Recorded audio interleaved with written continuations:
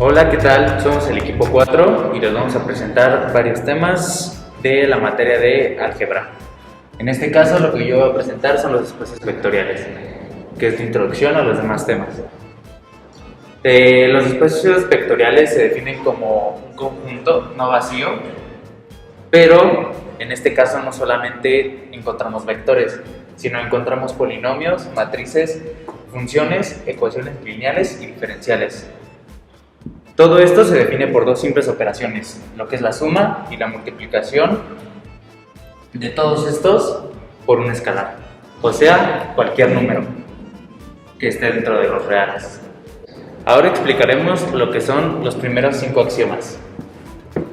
En el primer axioma tenemos que si tengo dos vectores x y y que se encuentren dentro del conjunto, el resultado de su suma también pertenece a ese mismo conjunto. Después, el segundo axioma, tenemos que si la suma de x más y, el resultado lo sumamos a z, es lo mismo que si sumamos primero y con z y después su resultado lo sumamos con x. Ahora tenemos el tercer axioma. Si tenemos que existe un vector 0 que se encuentre dentro del conjunto y a este se le suma x, el resultado no modificará ninguna de sus características de este primer vector.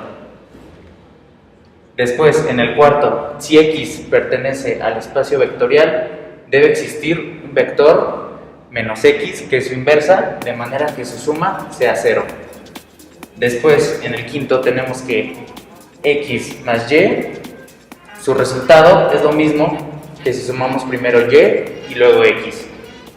Después, en el sexto, si x y alfa de tipo escalar los multiplico, su resultado también debe pertenecer al espacio vectorial.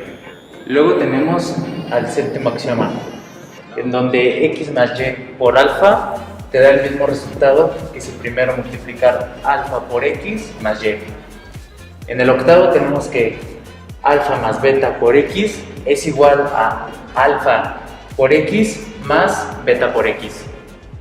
En el noveno tenemos que alfa por beta por el vector x es igual a multiplicar alfa por beta y luego el resultado multiplicarlo por x.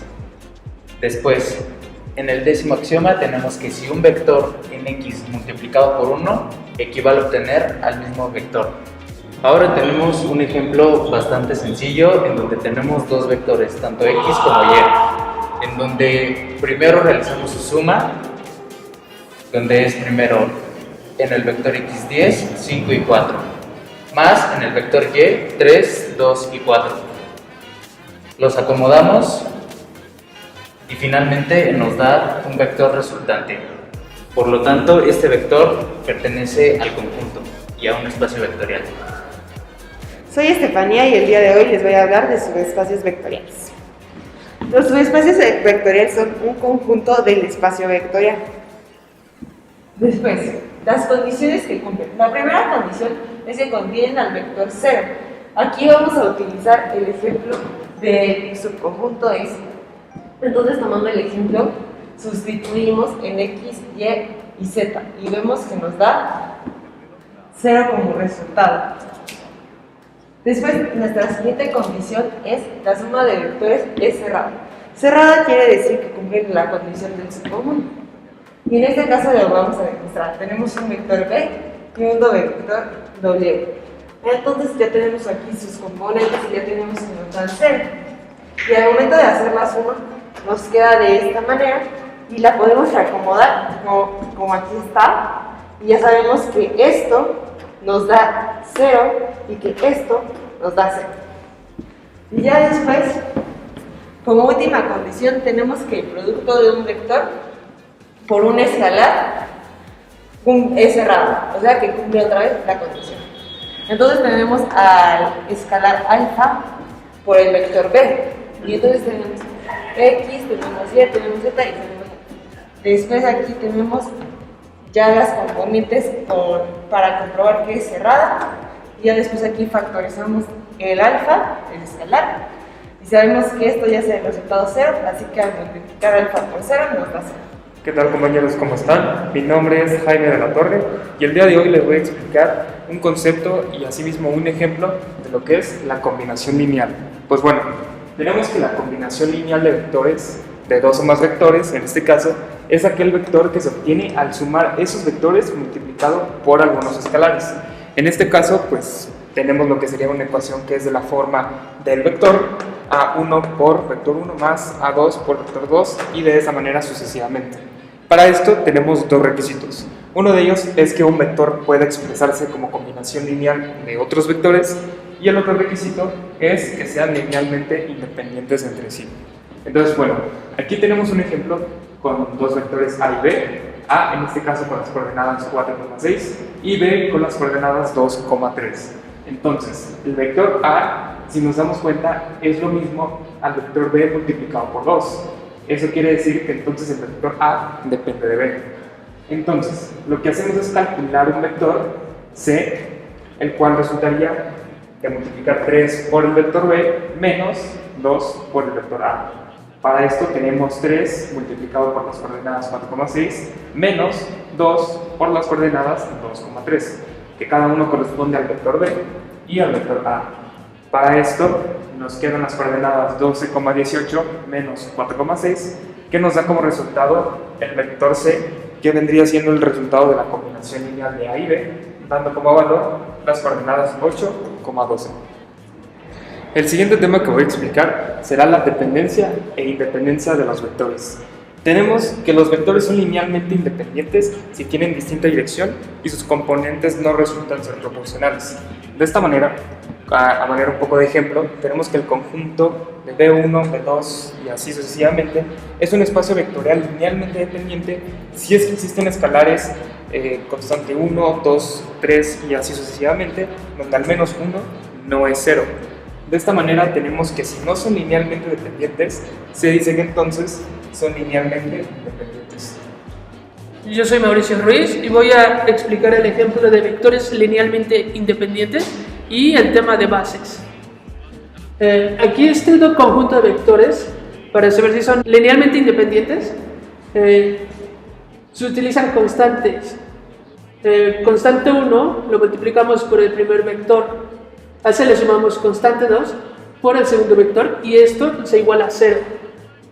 Luego tenemos que quedaría 1, constante 1, 2, constante 1, más menos 1, constante 2, menos 3, constante 2, igual a 0. Que termina siendo constante 1 menos constante 2 y 2, constante 1 menos 3, constante 2, igual a 0. Y nos quedan estas dos ecuaciones. Constante 1 menos constante 2 igual a 0 y 2 constante 1 menos 3 constante 2 igual a 0. De donde, utilizando la primera ecuación, podemos sacar que constante 1 es igual a constante 2. Esto lo sustituimos en la segunda ecuación. 2 constante 2 menos 3 constante 2 es igual a 0. Y terminamos con que constante 2 es igual a 0. Entonces, constante 1 es igual a constante 2, que es igual a 0. Por lo tanto, cuando constante 1 es igual a 0 y constante 2 es igual a 0, los vectores 2 y 1, menos 1, menos 3, son linealmente independientes. Ahora voy a hablar sobre las bases. Una base de un espacio vectorial es cualquier subconjunto linealmente independiente que abarque todo el espacio vectorial. En otras palabras, cada vector en el espacio vectorial puede escribirse exactamente como una combinación lineal de los vectores base. Las bases tienen dos teoremas. El primero es que cualquier número de vector linealmente independiente en un espacio vectorial n-dimensional forma una base. Y el otro es que cualquier número de vectores que abarquen un espacio vectorial n-dimensional forman bases. Como ejemplo para las bases, escogí este sistema homogéneo.